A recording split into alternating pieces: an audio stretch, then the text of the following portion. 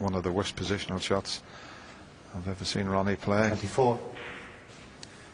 Now, this is not the red he played to get on, so watch the white here also.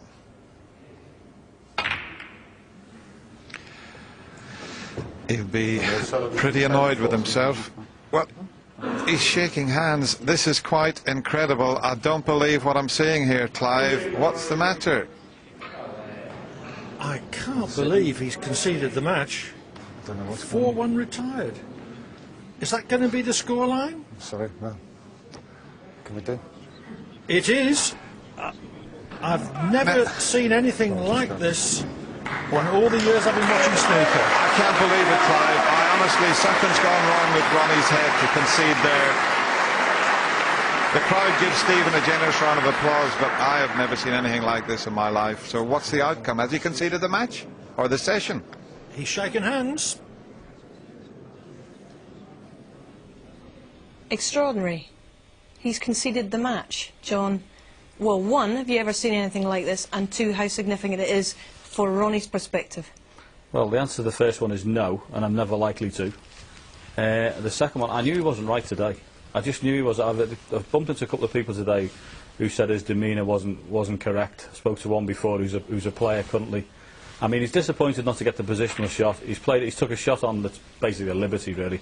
Shouldn't be taking that on. But to walk up and just go, that's enough, thank you, then there's something going on there. He's got problems, because that's not right.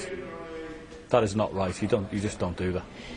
Well, from our perspective, Ronnie has not been keen to do interviews. He hasn't done any interviews after his first two matches in this championship. Nothing terribly unusual in that, although he's usually in decent fettle. He'll do an interview with us, but I don't think any of us had a hint that something was wrong. Something is clearly not right with him at the moment. Well, absolutely, and to be, you know, it's only him who's going to answer the question, to be honest with you. We're surmising here. I've got no idea, but I've never seen that happen in a snooker tournament before, where someone a 4-1, okay, he's left Stephen a chance then, but you just don't shake hands at 4-1 and walk out unless there's something wrong. And he needs to give us the answers to that. I have got no idea.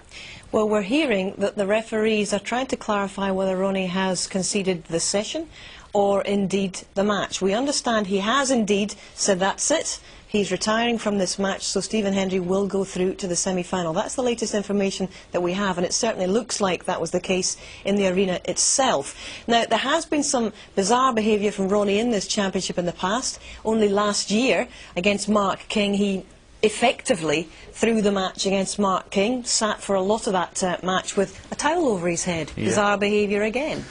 Yeah, as I say, I mean, it seems like old ground, but, I mean, how can you get inside somebody's head? I mean, I've got no idea what he's thinking about. It's really, he's the one with the answers. But as I say, it's very bizarre. I've never seen anything like it. And, you know, it didn't look like there was any signs of it in that match up to that point. There didn't seem like there was any sign of needle between the two men either. I mean, clearly there's a great rivalry between Hendry and O'Sullivan, but there was never any suggestion of nastiness. Oh, no, there never is. There's the utmost respect for each other as snooker players. I mean, you ask Stephen what he talks about. You know, you ask Stephen and say, what does he think of Ronnie? And, you know, you get a fantastic reply, and the same the other way round. I mean, the two of them as players have the total respect for each other.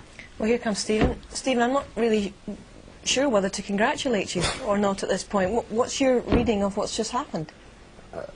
Well, I mean, it's too soon now. I mean, how can you have a reading of that? I mean, it's I don't know what to say. I mean, Ronnie's obviously got his reasons, and you know, I'm not going to sit here and start criticising from doing something like that, because, you know, he's, as I say, he knows what he feels inside, you know. What did he say to you when he came up and shook your hand? He just said he's had enough, you know, and he came into my dressing room afterwards and said good luck for the rest of the tournament, and I said, are you alright? And he said, yeah, I just had enough. So, you know, you can't criticise someone else for the way they feel, you know what I mean, but it's bizarre.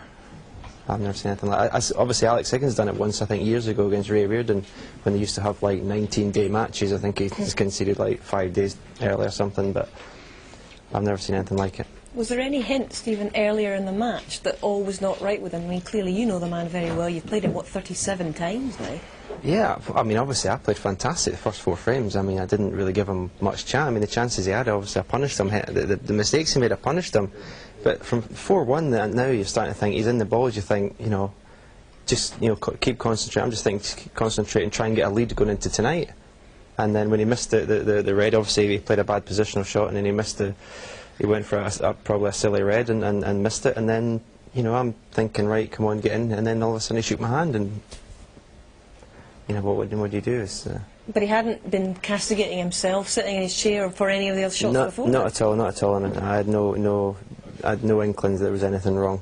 So, no, as I say, I'm not going to criticise Ronnie. He knows what he feels, so that's prerogative. How do you view this now? You're through to the semi-final, but it's a bit of a hollow victory in some respects. Yeah, I mean, I was enjoying the match. Obviously, I was playing well. I've been on the end of a few thumpings, Ronnie, recently. You know, I've been beaten twice in the league to 0. The last time I played in the semis in the world, he beat me, I think, a session early.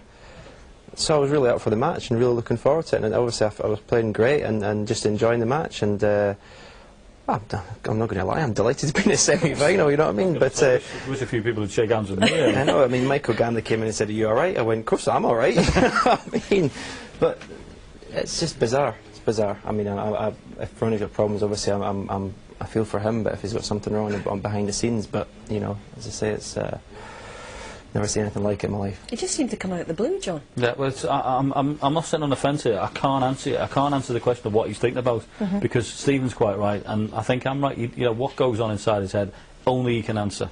And you know, something might come out in the wash, but at the moment we don't know what it is. Do you think he's had enough of that match, or enough? He did say, I think, you know, he did say, I think, in his last match, he was feeling bored out there, and the practice table. You know, I was just talking to him about practice and how I've upped my practice regime and everything, and he was just saying, "Oh, I can't believe you do it," and all that sort of thing. But Ronnie's always been like that, you know. I mean, he still goes and wins tournaments. You know, he's been to the World Championship, and you know, saying that he's not enjoying it, and he plays out his skin and wins it. So, no, there's been no warning of this happening, something like that.